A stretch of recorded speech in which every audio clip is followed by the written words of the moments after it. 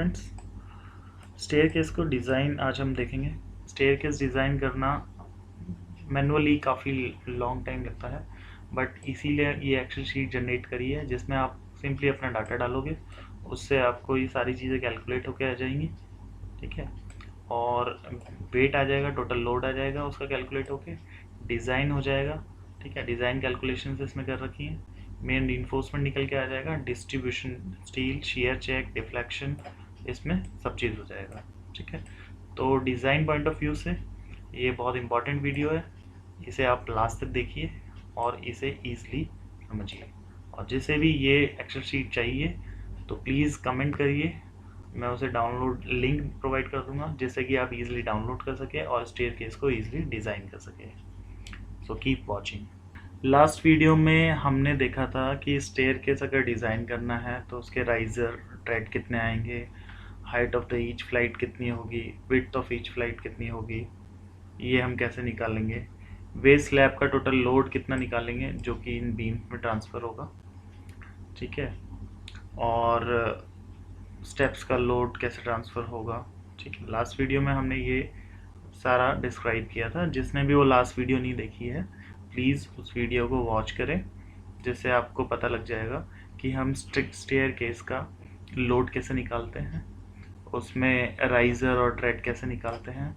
ठीक है, किसी भी हमें अगर स्टेयरकेस का वेल का साइज़ पता है, लेंथ पता है और विड्थ पता है, तो हम अगर गोइंग का साइज़ निकालना है, विड्थ कितनी आएगी, लैंडिंग की विड्थ कितनी आएगी, फ़्लाइट की, क्या ये सब निकालना है तो इस एक्सेल शीट में आपको केवल डाटा डालना है। ठीक है, ये रेड में पोर्शन में आपको डाटा डालना है, आपका लेंथ कितना है, विड्थ कितना है, हाइट कितनी है फ्लोर की, ट्रेड का साइज़ कितना है, राइज़र का साइज़ कितना है, तो ये एक्सेल शीट आपको वेट निकाल के दे देगा। इस वीडियो में हम देखेंगे कि डिज़ाइन कैसे करेंगे। सॉफ्टवेयर में स्टेयरकेस का डिज़ाइन पॉसिबल नहीं होता है, तो मैनुअली हमें डिज़ाइन करना होता है। तो ये मैंने एक्सेल शीट प्रिपेयर करी है, इसमें आपको डाटा डालना है केवल अपना, तो उससे आपको वेट निकल जाएगा, टोटल स्टेयरकेस का लोड निकल जाएगा और डिज़ाइन भी होके आपको फाइनली स्टेयरकेस का डिज़ाइन मिल जाएगा। ठीक है, तो हमने डिज़ाइन कैलकुलेशन में यहाँ तक हमने लोड निकाल लिया था।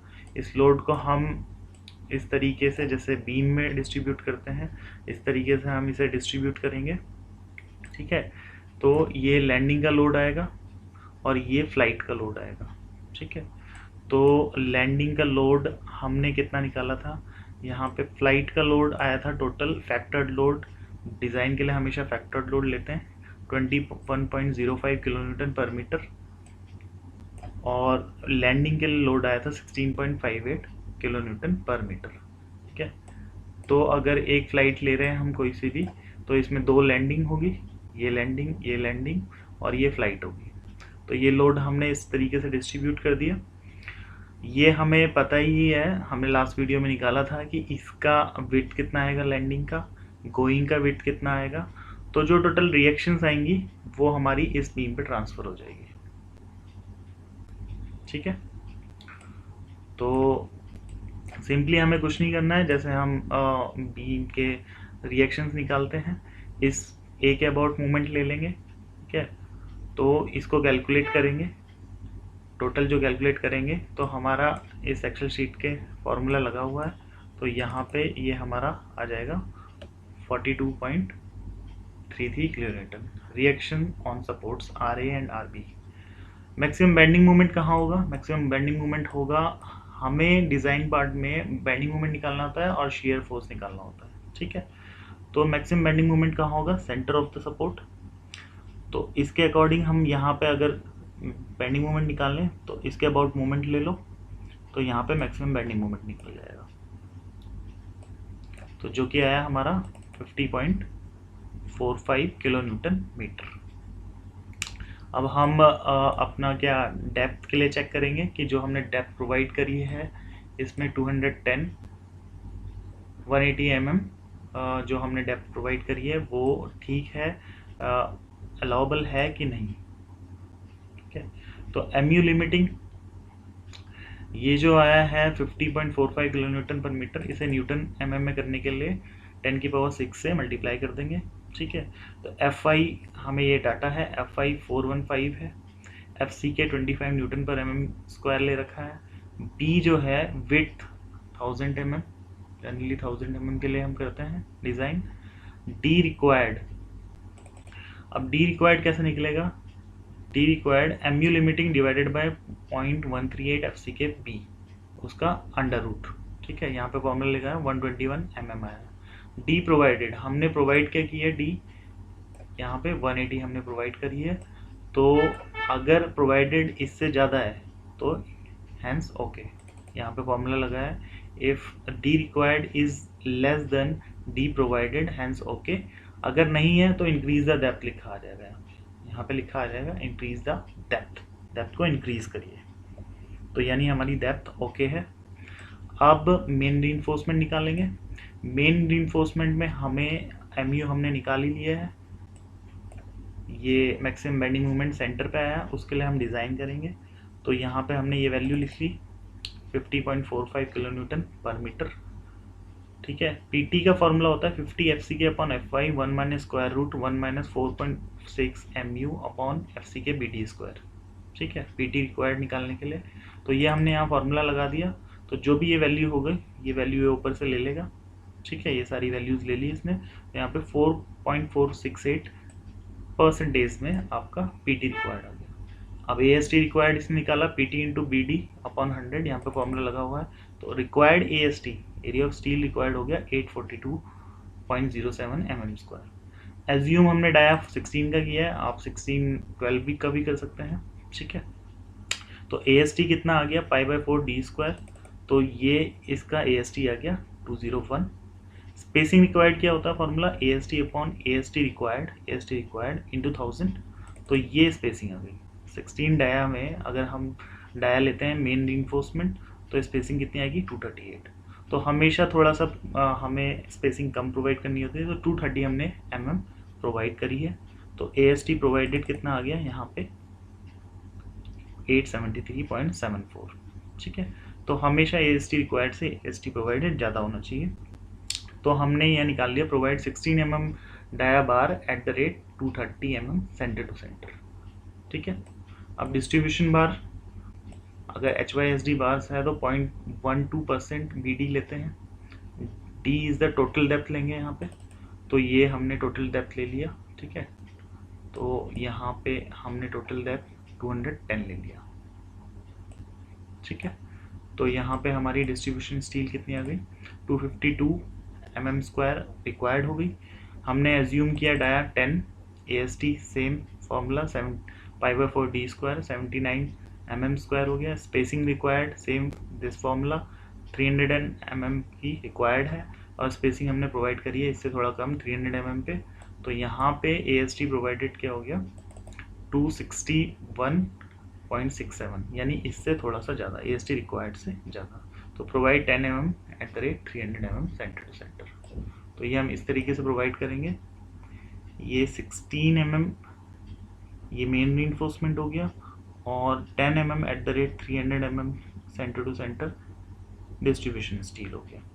ठीक है, डेवलपमेंट लेंथ देख लेते हैं। डेवलपमेंट लेंथ है ये पोर्शन, जो इस पोर्शन से यहाँ तक, this is called development length. तो डेवलपमेंट लेंथ का फॉर्मूला होता है 0.87 FYD/4 टॉप BD इंटू 1.6। 1.6 हम इसलिए लेते हैं क्योंकि HYSD बार है। ठीक है, IS 456 में ये फॉर्मूला दे रखा है। ठीक है, तो हमने ये फॉर्मूला यहाँ पे लगाया, तो डेवलपमेंट लेंथ आ गया हमारा 752.19 mm। तो हमने यहाँ पे डेवलपमेंट लेंथ 800 mm ले लिए। ठीक है, तो ये है डेवलपमेंट लेंथ। अब हम चेक करेंगे, शेयर चेक करते हैं। शेयर चेक के लिए शेयर फोर्स जो हमारा रिएक्शंस यहाँ कैलकुलेट आके आई हैं 42.33। ठीक है, तो टॉर्क V निकालेंगे। टॉर्क V क्या होता है? VU upon BD। VU 42 kilo Newton upon B into D। B हमारा क्या था? 1000, और D कितना था? 180 जो हमने प्रोवाइड किया है। यहाँ फॉर्मूला लगा हुआ है 0.24 आ गया। PT प्रोवाइडेड, AST जो प्रोवाइड किया है अब into 100 upon B into D, ये फॉर्मूला होता है। यहाँ पे लगा के 0.49% PT प्रोवाइडेड हो गया। अब हम अपने इस वैल्यू से डिज़ाइन शीयर स्ट्रेंथ टॉसी की वैल्यू यहाँ से देखते हैं। ठीक है, तो ये 0.49% आ रहा है, ये AST upon BD into 100 percentage of steel, तो यानी कि 50 से कम है, 0.25 और 50 के बीच में है, ठीक है। और M25 हमारा कंक्रीट का ग्रेड है, तो इसके बीच में कहीं आएगी। तो यहाँ इंटरपोलेशन हमने किया हुआ है, 0.25 की वैल्यू 0.36, 0.25 की 0.36, 0.50 की 0.49, तो इसके बीच में कहीं वैल्यू आएगी। तो यहाँ पे इंटरपोलेशन का फॉर्मूला लगा रखा है, तो 0.49 हमारी वैल्यू है, 0.49 के लिए ये हमारा टॉसी की वैल्यू हो गई। तो टॉसी की वैल्यू हमने यहाँ पे पुट कर दी जो यहाँ पे आई है। तो अगर टॉ बी लेस देन है टॉ सी से, तो सेफ इन शेयर, शेयर में सेफ है, अदरवाइज रीडिज़ाइन करना पड़ेगा, ठीक है। यहाँ पे फॉर्मूला लगा है, अगर ये वैल्यू टॉ बी टॉ सी से कम आती है तो शेयर में सेफ है, अदरवाइज रीडिज़ाइन करना। डिफ्लेक्शन चेक कर लेते हैं। डिफ्लेक्शन चेक में हमें क्या चाहिए होता है, PT प्रोवाइडेड 0.49%, 0.49% हमने PT प्रोवाइडेड किया हुआ है, ठीक है। यहाँ से हमने निकाला PT प्रोवाइडेड 0.49%। एफ एस की वैल्यू होती है पॉइंट, ये फॉर्मूला होता है 0.58 FY AST required upon AST provided. तो यहाँ पे ये फॉर्मूला हमने लगाया तो ये आया 231.98। अब यहाँ हमें मॉडिफिकेशन फैक्टर निकालना है। तो इस चार्ट से परसेंटेज ऑफ स्टील प्रोवाइडेड 0.49 यहाँ कहीं आएगा, और ये कितना है 231, तो ये हम सीधा यहाँ से ले गए तो लगभग यहाँ कहीं आया तो 1.3 के करीब आ रहा है, ठीक है। तो LD by max 20 simply supported है, 20 इंटू मॉडिफिकेशन फैक्टर, तो ये कितना आया 26, और L बाई डी प्रोवाइडेड 25। अगर ये L बाई डी मैक्स अगर ग्रेटर है L बाई डी प्रोवाइडेड से, तो यानी कि ओके है, और अगर नहीं है तो ये रीडिज़ाइन करना पड़ेगा, ठीक है। तो डिफ्लेक्शन चेक भी इसमें लगा हुआ है, ठीक है। तो ये हमारा डिज़ाइन है स्टील का। अब हम देख लेते हैं, अगर हम अपना ये वैल्यूज़ चेंज करते हैं, सपोज़ हम ये वैल्यूज़ कर देते हैं 6000 लेंथ है, ठीक है, और ये हमारा विड्थ है 3000 mm यानी 3 मीटर, हाइट है हमारी 3 मीटर की, सपोज़ 4 मीटर की हाइट है, ट्रेड हमारा यही रहने देते हैं, राइज़र हमारे मान लीजिए हम कर देते हैं 150 mm का यानी 6 इंचेस, ठीक है। ये मीटर में है, फीट्स में है, इंचेस में है। तो देखिए यहाँ पे height of the flight change हो गई 2 मीटर, width of the flight change हो गई, नंबर ऑफ राइजर्स चेंज हो गए, नंबर ऑफ ट्रेड चेंज हो गए, लेंथ ऑफ गोइंग अपने आप चेंज हो गई, ठीक है। इफेक्टिव डेप्थ अब चेंज हो जाएगी, और टोटल थिकनेस भी चेंज हो जाएगी, ठीक है। यहाँ रेड में आपने डाटा हमेशा डालना है, ठीक है। अब ये स्टेयरकेस का लोड निकालने के लिए लाइव लोड, फ्लोर फिनिश, ठीक है, ये अब लोड चेंज हो गया, इसके अकॉर्डिंग लैंडिंग में लोड चेंज हो गया अब, ठीक है। अब देखिए रिएक्शन सपोर्ट पे रिएक्शन जो आएंगी, जो बीम पे ट्रांसफ़र होगी वो चेंज हो गई, यहाँ पे 42 था, यहाँ पे 63.41 आ गई। मैक्सिमम बेंडिंग मोमेंट भी चेंज हो जाएगा जो सेंटर ऑफ द स्पैन आएगा, ठीक है। अब यहाँ पे देखिए ये check for depth check okay है, डी प्रोवाइडेड हमारी ज़्यादा है डी रिक्वायर्ड से, ओके। MU 100 है, और उसके बाद इसने रिक्वायर्ड AST इतना आया 16, अगर mm का हम ले रहे हैं तो यहाँ पे स्पेसिंग रिक्वायर्ड 158, तो हम यहाँ पे चेंज करेंगे, यहाँ पे हम ले लेते हैं 150, ठीक है। तो AST रिक्वायर्ड से AST प्रोवाइडेड हमेशा ज़्यादा होना चाहिए, तो यहाँ पे 16 mm अब यहाँ 150 ना होके 150 mm हो जाएगा, ठीक है। स्पेसिंग हमेशा घट जाएगी सेंटर टू सेंटर। ऐसी AST रिक्वायर्ड अब बढ़ गया, AST रिक्वायर्ड क्योंकि डेप्थ टोटल डेप्थ बढ़ गई है। एज्यूम बार डाया हमने 10 mm बार डाया किया है, तो यहाँ पे स्पेसिंग रिक्वायर्ड आ गई 242, हम यहाँ पे चेंज करके ले लेते हैं 240, हमेशा स्पेसिंग कम नहीं चाहिए, 240 ले लेते हैं।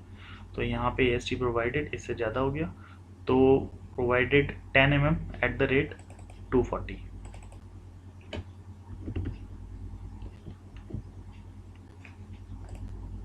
ठीक है। आप डिफ्लेक्शन चेक और शेयर चेक भी देख लेते हैं। ये पीटी प्रोवाइडेड अब 0.56 आया है, तो हमें यहाँ पे इंटरपोलेशन की वैल्यूज़ चेंज करनी पड़ेगी। तो यहाँ पे हमने ले लिया 0.56, ये किसके बीच आएगा 0.50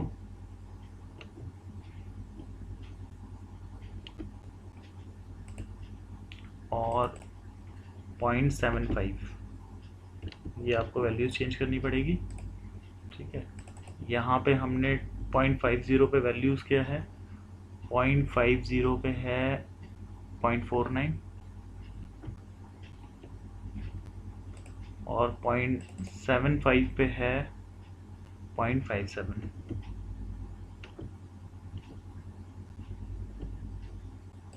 ठीक है, तो यहाँ पे वैल्यू कैलकुलेट होके आ जाएगी, यहाँ पे आ गई ये 0.50 0.51, तो सेफ इन शेयर है। ठीक है, पीटी प्रोवाइडेड, डिफ्लेक्शन चेक भी ओके है। ठीक है, इस तरीके से हम डिज़ाइन करेंगे स्टेयर केस का। किसी का भी वैल्यूज़ हम चेंज करेंगे, उसके बाद ये एक्सेल शीट आपको कैलकुलेट करके दे देगी कि उसे डिज़ाइन कैसे करना है। ठीक है, तो please like and share and subscribe my channel civil smart for more videos like design को ईज़िली कैसे समझते हैं। ठीक है।